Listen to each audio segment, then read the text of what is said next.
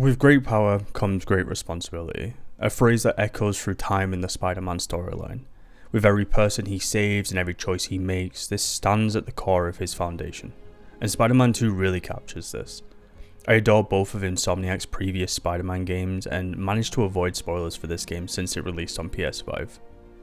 Now, I played on Steam and intended to dive in the week it released, but I saw reviews that said that it was poorly optimized, being played with graphical and audio bugs that really dragged down the experience, and on top of that, countless crashes.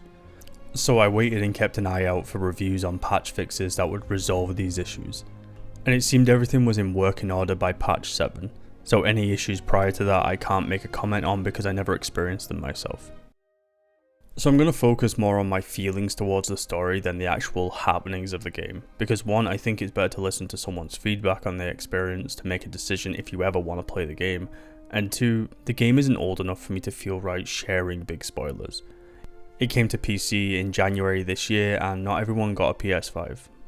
My overall opinion on the story was it was good. It wasn't spectacular or amazing, and personally I knew that the fact Venom and the Black Suit were going to be present was a huge reason for me wanting to play this game. It's like a weak 7 out of 10 for me, but everything included brings it up as an overall experience, and plus it builds on a journey across 2 previous games. Games unfortunately fall into a similar trend where the first act is great and the second act builds up a lot of tension, but the final act's mediocre and often rushed. Spider-Man 2 falls into this pattern, which really sucks as I would have loved for the final act to feel like a worthy end for the credits. Now don't mistake this for meaning that it isn't a good ending, as in the moment-to-moment gameplay of the final act I did have a lot of fun, but it's when you look back on it, it doesn't really carry weight. In typical Marvel fashion, we had after credit scenes that planted the seeds for what is to come in the future titles, and I'm excited about that, and we'll speak about that later. Now let's talk about the characters. Peter's life is constantly up and down, with his commitment to being Spider-Man hindering each and every option he has to find a job. He's still your friendly neighborhood Spider-Man with funny quips and carefree attitude in the moment, but his life as Peter is constantly put on the sidelines. But regardless if he's Spider-Man or Peter, he always stands out as this deeply caring, compassionate character who does whatever he can to help. There's obviously a second side to Peter when he receives the symbiote. Peter's personality change I felt was handled really well. You see this slight irritation that likely has sat with Peter over the years, bubbled up to an arrogant, cocky demeanour. He becomes short and agitated by anything that could be seen as not good enough. I feel this really takes off when the symbiote attaches itself to the meteorite, as before it was this sleek black suit that fixed over Spider-Man's physique, but after it looks more sinister around the eyes and more of the body's covered in this veiny redesign that makes it look more menacing, with the Spider-Man logo also seeming etched into the skin, which displays the symbiotic bond as evolving to a new level. Peter becomes irrationally angry about everything and becomes withdrawn while blaming those around him who need help that they always need him. Why can't they protect themselves? It always falls on him. Now, how he expresses this is done in a vile way because of the symbiote, but these could be twisted perspectives he has had. He has done so much for others that they could never return in a lifetime. Miles' growth in this game I also felt was handled really well. His connection with his family, his community, stays ever present, as he helps where he can, as he always has. His feelings toward Martin Lee resurface as Martin escapes and nobody can seem to track him down. This emotion of hatred for the man who killed his father is expressed from the moment he sees Martin Lee. Lee was locked up and facing time for his crimes, which meant the justice system was dealing with him. Miles obsessively looks for Lee, creating this wedge between him and those he cares for. The only other person who could help him is Peter, who is busy with Harry and his own life, which leads to this divide between the two as Miles searches for forms of connection through Peter, but Peter's life is simply falling together and apart at the same time. Personally, I feel like Miles was the best written character in this game as his journey as Spider-Man continues to grow. A journey we didn't see with Peter as he was already in full swing by the first game. Spider-Man to me isn't someone who forgives, but someone who constantly hopes for villains to change their ways, which is perfectly captured by Miles, making him equally deserving of the Spider-Man mantle. Harry is Peter's best friend who has been sick and trying experimental treatment since before the first game. He was floating in a tank with a symbiote, which bonded to him and kept all of his illnesses at bay. With Harry being beyond better than he had ever been, he meets up with Peter and MJ, continues where his life left off, with some really admirable goals for the future, who he asks Peter to be the partner as they want to improve the world in a multitude of ways. When Harry loses the symbiote as it bonds to Peter, he begins to feel his illness coming back. He's pale, sweaty, and constantly a shadow of his former self, just wanting to get the suit back so he doesn't have to die. One weird thing about Harry is he's kind of just put there to have a convenient way for Peter to get the suit.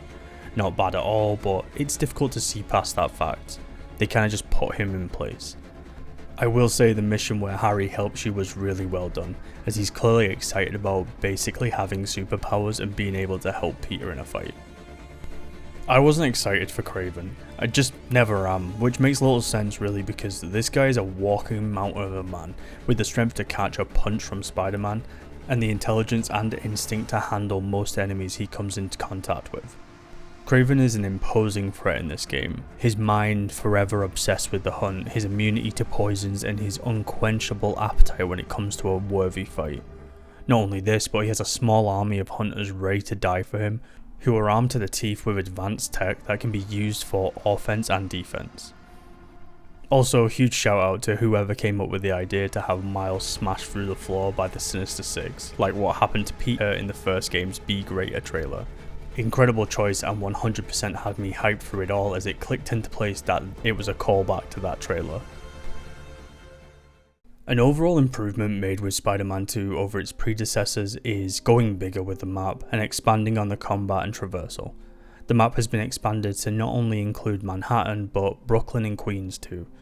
This expansion took what we know and love and offers a newer location to swing and glide through.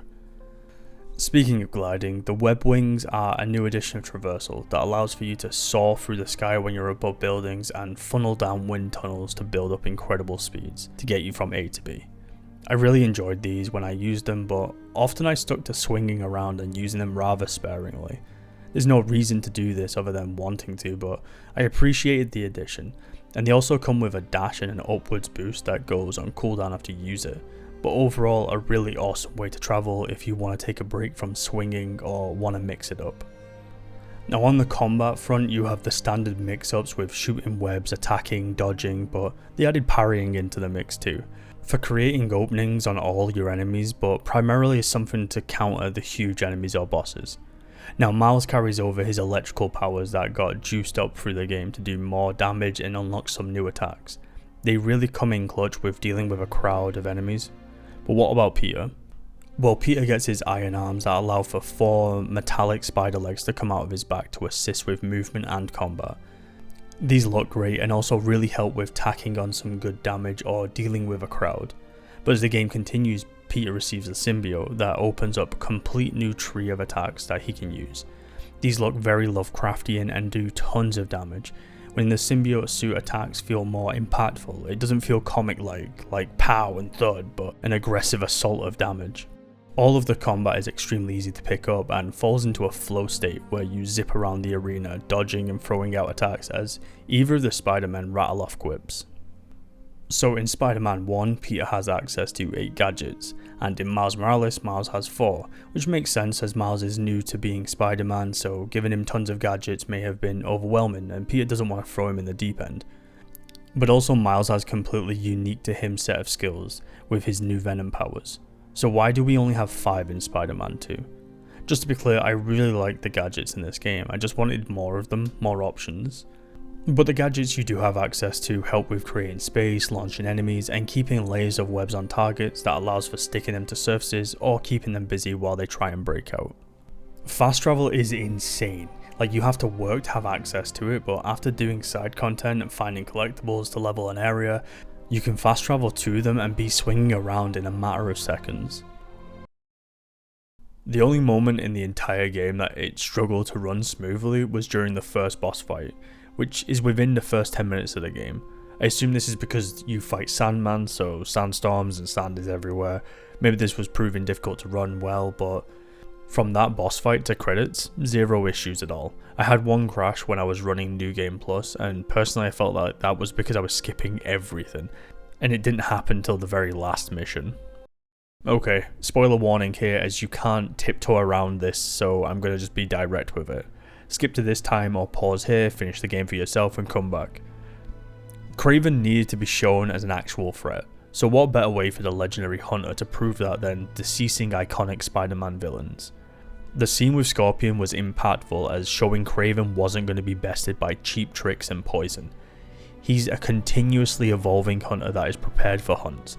He doesn't just run into fights regardless of how capable he is. He observes, he studies, he learns his targets before proving that everyone has vulnerabilities that he could exploit. So why are 3 other villains killed off screen? Sure, I don't think that these 4 were going to be the menacing big bads of the future titles, but they could have been used in a multitude of different ways that were far better than just finding their gear and learning they were defeated by Kraven. Now, Kraven's death was kind of used in a way to one-up the one-up guy. It made sense they fleshed this out with Kraven craving a warrior's death, and Venom demonstrates how formidable he is, while also showing how far he'll go to stop any who stand in his way. Now, Venom is the big bad final boss of the game, with many moments focused around him, but he's introduced pretty late on in the playthrough, which is why he is center stage for his appearance. Literally takes Kraven out of the spotlight to stand there in his stead. The magnitude of what Venom does to the city for the endgame is incredible. It changes up encounters, the world looks bleak, and this cancerous plague sludge clings from buildings as it floods the ground. This really gives a visual representation of how dire this situation is.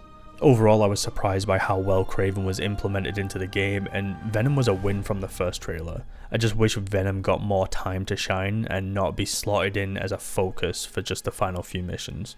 I wish Kraven had more screen time proving how deadly he was towards other Spider-Man villains.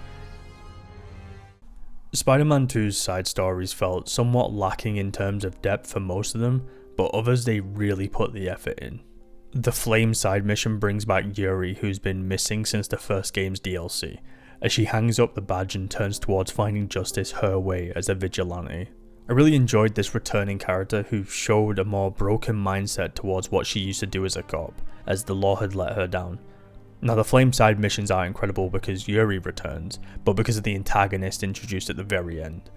It doesn't get confirmed until after you finish the final mission and Yuri's listing off a bunch of aliases this man goes by, to which she name drops Cletus Cassidy, who is one of the most dangerous psychopaths Spider-Man meets and who is a perfect host for the symbiote Carnage, which is what he looks like he manages to escape with at the end of the story. Now, I would have loved to have fought Carnage right there and then, but I'm glad we didn't, as I'll talk about after. Miles has a focused side mission based around his uncle Aaron, and I really feel like this works well. Miles is undoubtedly paranoid about his constantly lying and deceptive uncle who was the Prowler is falling back into his old life. Miles losing his father, constantly being strung between his commitments to his civilian life and his duties as Spider-Man, or the fact that his mentor feels distant and too busy for him. Nothing feels in his control and Miles tries to be hopeful towards Aaron staying on the right path, but constantly feels like he can't trust him. When you finish the final mission of this, you see that Miles' mom Rio has forgiven Aaron and has helped him with getting a place so they can rebuild a unified family between them. The end of Howard's story, built on 2 previous games, comes to a beautiful yet heartbreaking conclusion that was clearly handled with so much love and care to pull at your heartstrings in a way that made an emotional reaction inevitable. With each title, you would learn more about his wife, his experiences, how he was treated, and just overall how life played out for him. This gut-wrenching side mission had me devastated by the conclusion, but ultimately understanding Howard's choice. This mission was one of my favourite moments in the game. So what do I think's coming next? Well, at the end of the game, Cindy Moon is introduced, who is a Spider-Woman character known as Silk. I love this choice as it means we could play another character in the next game, with hopefully different combat styles. I don't believe every gadget or power Insomniac have thought up has been shown, which means Silk could be coming with a complete unique style. Through your time with the game, you also find multiverse Spider-Bots that has a cutscene after finding them all play out. This would be a great way to introduce multiverse heroes and villains in a story while not messing with the canonical story of what's going on inside Insomniacs Spider-Man.